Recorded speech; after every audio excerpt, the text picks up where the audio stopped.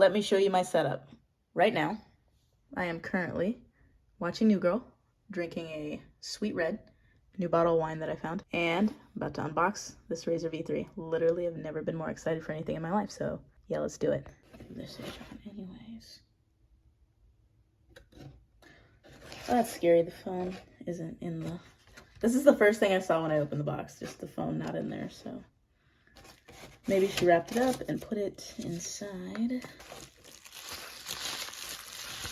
Weird way to package it, but I think she wanted to take advantage of the bubble wrap. Not a lot went into this packaging, so I'm thinking way back in the day, because this phone was either from like 2003, 2006, right around there, I want to say. I'm not sure.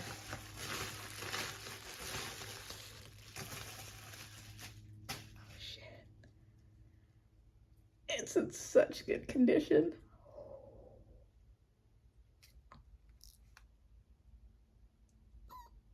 So exciting. Oh my god. Look at that. Oh man. So excited. Oh my god. Look, did you see that flip action? Just wait. Then if you want to hang up on someone. No, I wouldn't do it like that. I would. Boom. See if it'll turn on. Not really sure how to turn it on. I feel like it's the red button for like 10 seconds, but we'll see. Maybe it's the green button.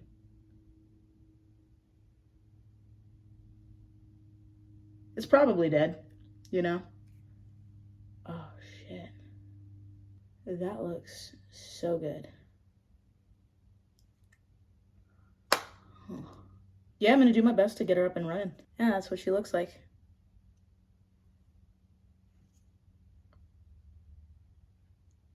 It was so hard to find a real Motorola V3. How you're able to tell if it's real is see how it says VGA Zoom 4X here. All of the fakes just say megapixel. So when you go to eBay, you'll find a bunch of fakes that just say megapixel right here. And if you look closely, you can kind of tell that the quality of the fakes are really cheap. If you look at a real one side by side to a picture of a fake, the fake seems to be a little bit more clunky, wider, cheaper plastic looking, whereas you can still see the quality of a Motorola RAZR V3 in the photos if you can find the real phone.